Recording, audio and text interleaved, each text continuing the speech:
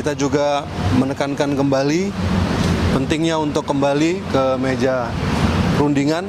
Saya juga menyampaikan concern dari rekan-rekan kita yang ada di negara-negara Teluk terhadap serangan yang mereka dapatkan di wilayah-wilayah mereka.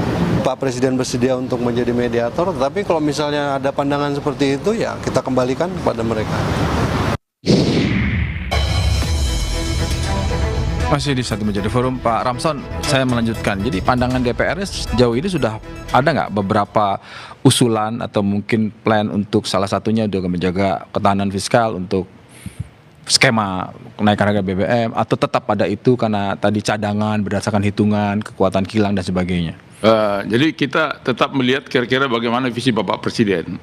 Apalagi referensi Bapak Presiden Prabowo, heavy-nya, kuatnya Pasal 33 Undang-Undang Dasar 45 sama sila kelima keadilan sosial bagi seluruh Indonesia. Bisa kita lihat dari program MBG yang untuk rakyat, termasuk juga untuk BBM ini kenapa tidak naik.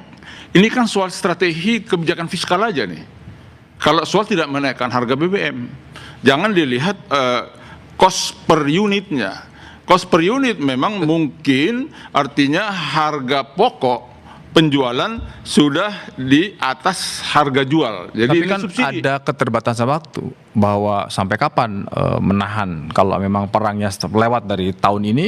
Kalau dari Pak Purbaya kan mengatakan sampai akhir tahun tidak ada kenaikan BBM. Itu soal strategi men-switch fiskalnya, di mana yang perlu dulu, tapi ini kan perhitungannya tidak terlalu jarak jauh. Buktinya nanti, kenapa misalnya contohnya setiap ada, kenapa juga Trump tidak suka kalau harga minyak tinggi, padahal mereka punya produksi terbesar sekarang, Amerika.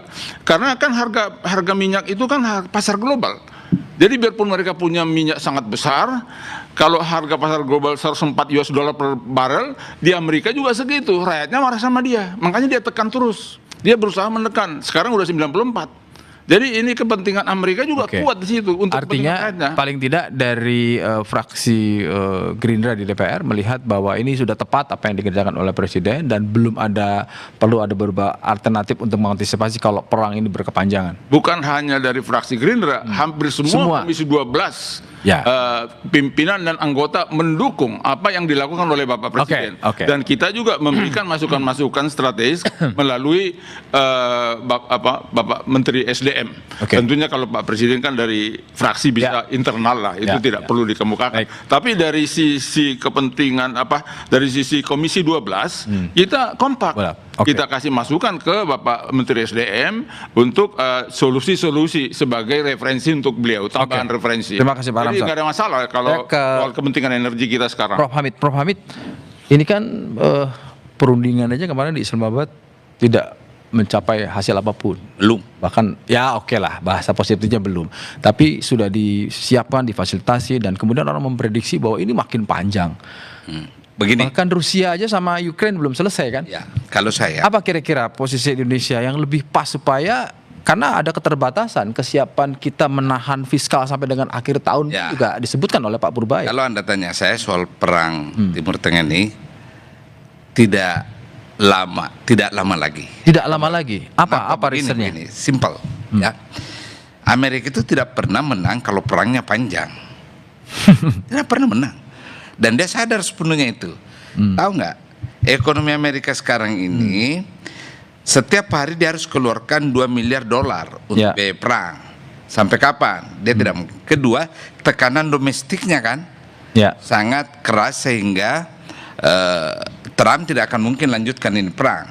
Sekarang tinggal cari alasan menyelamatkan muka, dan sudah ditemukan satu alasan. Saya nggak peduli hasilnya ini perdamaian, yang penting kita sudah menang secara militer. Nah, itu. Nanti alasan keduanya bisa jadi mengatakan yang penting kita sudah bunuh Ali Khamenei. Ya kan? Jadi kalau Anda tanya saya, apakah perang ini panjang? Jelas saya katakan tidak bakal panjang. Hanya ukurannya panjang pendek itu apa? Akan melampaui tahun ini atau berhenti sebelum? Oh enggak, menurut saya beberapa minggu selesai. Dalam berapa minggu ini? Dalam berapa minggu ini. Nah, memang ada kesalahan kemarin, kesalahan teknis perundingan. Mestinya mediator Pakistan melarang kedua belah pihak ya merilis poin-poin yang ingin mereka ajukan. Itu kesalahan teknis. Sebelum dilakukan perundingan sudah dipublish dulu. Iya, jadi kalau ada yang tidak cocok, harga diri kan? Mestinya di mana-mana perundingan damai itu semua poin dari pihak yang bertikai tidak dirilis ke publik.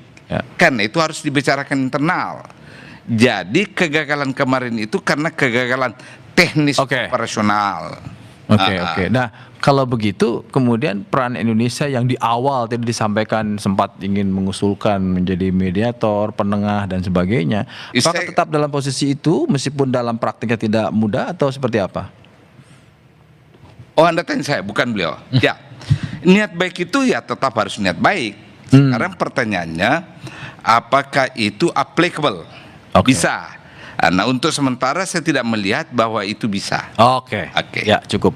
Mas Adi, saya mau lihat dalam kan penting sekali nih dalam situasi krisis itu juga menjaga stabilitas politik dalam negeri, ya kan? Karena kebijakan-kebijakan terkait dengan mengantisipasi krisis yang dilakukan oleh pemerintah melalui presiden dengan kebijakan luar negeri itu juga pro kontra.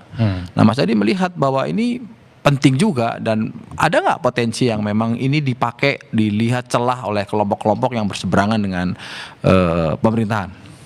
Iya, pastinya situasi gejolak global itu kan dalam banyak hal turut mendinamisasi bagaimana respon dan sikap pemerintah terkait dengan kebijakan-kebijakan domestik.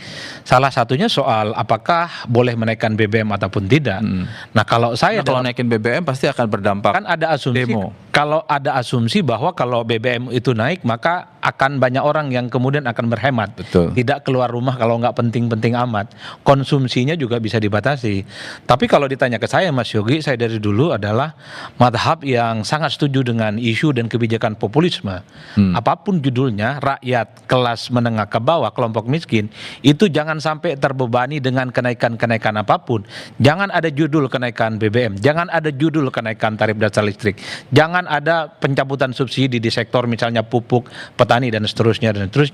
Meski ada yang bicara dengan nada yang cukup kritis, kalau terus-terusan misalnya tidak menaikkan harga BBM, subsidi untuk kelas miskin ke bawah, maka APBN akan jebol. Pertanyaannya adalah, kan memang APBN itu untuk rakyat kecil, bukan untuk yang lainnya.